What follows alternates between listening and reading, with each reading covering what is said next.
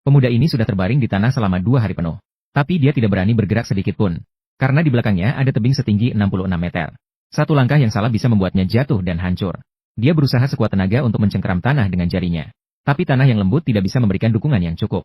Tubuhnya mulai meluncur tak terkendali ke tepi tebing. Dia melihat dirinya akan jatuh. Dia terpaksa menggunakan wajahnya untuk menghentikan laju. Akhirnya dia berhasil menghentikan laju jatuhnya dengan susah payah. Saat itu, telepon di dalam ranselnya berbunyi. Angkat atau tidak? Dia merasa sangat bingung di dalam hatinya. Bagaimana jika itu telepon dari istrinya? Konsekuensi tidak mengangkat bisa lebih menakutkan daripada jatuh dari tebing. Tapi jika dia sedikit mengangkat tangan, dia akan jatuh. Tangan adalah cara dia dengan hati-hati mengatur posisinya. Membuat wajahnya menempel di tanah. Lalu dia mengosongkan satu tangan untuk mengambil telepon. Setelah berjuang keras, dia akhirnya berhasil mendapatkan ponsel. Namun segera setelah itu,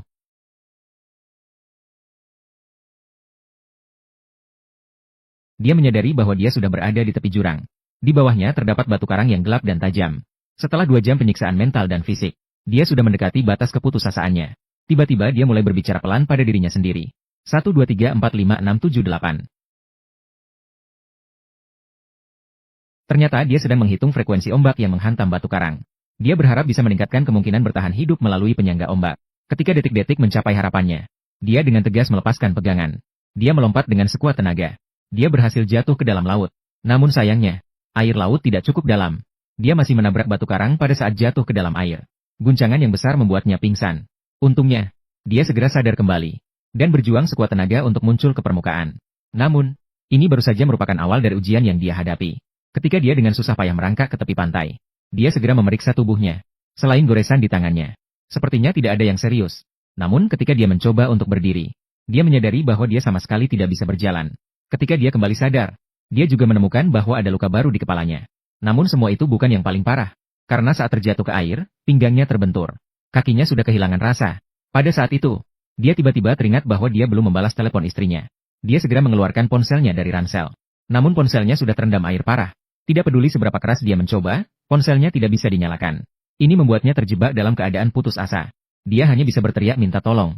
Tolong. Tolong. Namun di tempat yang sepi ini, siapa yang akan datang menolongnya? Di depan ada tebing curam. Di belakangnya adalah lautan yang luas. Dalam keadaan terpaksa, dia hanya bisa melepas pakaiannya.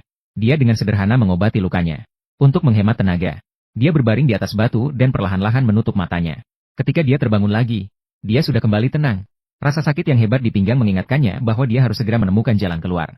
Dia mulai melihat sekeliling. Dia menyadari bahwa tidak ada harapan untuk memanjat tebing. Tapi untungnya, ada sebuah pulau di kejauhan. Ini menjadi satu-satunya harapannya. Dia mengumpulkan keberanian. Dia melakukan satu putaran dan melompat kembali ke laut. Tapi keadaan jauh lebih sulit daripada yang dia bayangkan. Karena kedua kakinya kehilangan rasa. Ditambah lagi satu tangannya terluka parah. Dia hanya bisa mengandalkan satu lengan untuk bergerak dengan susah payah. Tak lama kemudian, tenaganya habis. Dia hanya bisa mengapung di permukaan laut untuk beristirahat. Saat itu, tiba-tiba dia merasakan sakit hebat di perutnya. Dia tidak bisa menahan diri dan tersedak air. Kemudian tubuhnya mulai perlahan-lahan tenggelam. Di saat hidup dan mati, dia kembali memikirkan istrinya. Dia tidak rela menyerah pada hidupnya begitu saja. Keinginan untuk bertahan hidup yang kuat membuatnya melepaskan potensi luar biasa. Dia berjuang mengayunkan satu tangan untuk berenang ke atas. Akhirnya muncul kembali ke permukaan laut. Namun saat itu dia sudah kehabisan tenaga. Berenang ke pulau kecil sudah tidak mungkin lagi. Dia dengan putus asa kembali ke tempat semula. Berbaring di pantai untuk memulihkan tenaga. Sudah 1 hari sejak dia terjatuh dari tebing. Sudah berlalu 1 hari penuh. Sinyal minta tolong yang dia ukir dengan segenap tenaga. Namun masih terbaring sendirian. Tidak ada yang peduli. Saat itulah, sebuah papan selancar tiba-tiba melayang di permukaan laut. Memberikan pria itu secercah harapan. Dia mengerahkan seluruh tenaga. Menggunakan kedua tangannya untuk menopang tubuhnya yang kelelahan. Dengan susah payah bergerak menuju papan selancar. Namun, saat dia hampir menyentuh harapan itu, sebuah gelombang laut yang besar tiba-tiba menerjang. Sekali lagi menghantam kepalanya dengan keras. Membuatnya terjatuh dalam keadaan pingsan. Namun ketika dia terbangun lagi, dia menemukan dirinya telah terseret oleh gelombang ke area perairan dalam. Tapi saat itu dia sudah jauh dari tepi pantai. Dan gelombang semakin ganas. Dalam situasi yang kritis, dia berpikir cepat. Mengikat tali ranselnya dengan erat pada sebuah batu karang. Dengan cara ini, dia menghindari nasib ditelan laut yang kejam. Tepat pada saat itu, sebuah helikopter kebetulan melintas di langit. Dia berusaha sekuat tenaga untuk berteriak meminta pertolongan. Namun air laut yang deras membuatnya tidak bisa membuka mulut. Dia hanya bisa melihat helikopter itu semakin menjauh. Sudah lama berlalu. Gelombang besar akhirnya mereda. Tangannya masih erat menggenggam dinding batu karang.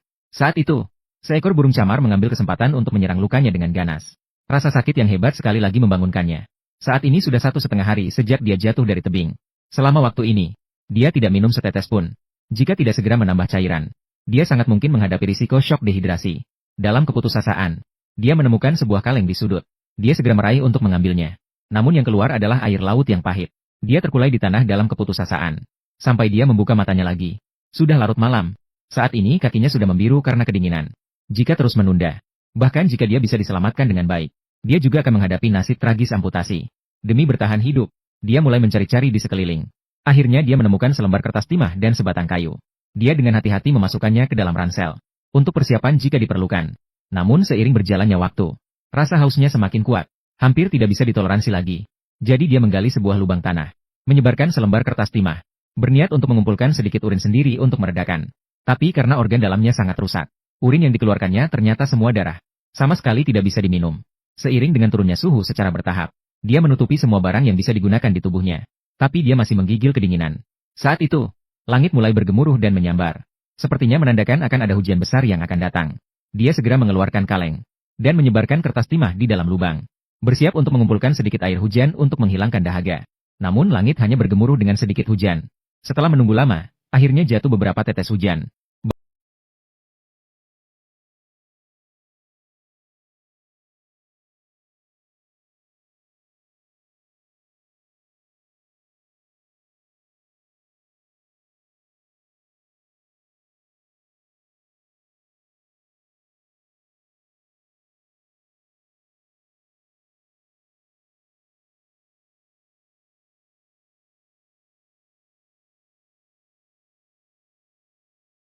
Bahkan tidak cukup untuk membasahi bibir.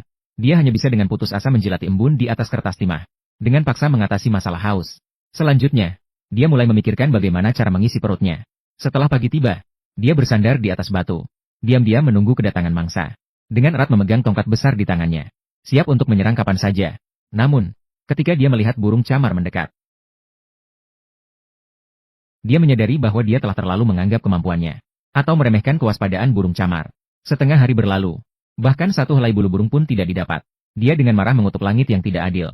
Tapi pada saat itu, terdengar suara dering ponsel dari tidak jauh.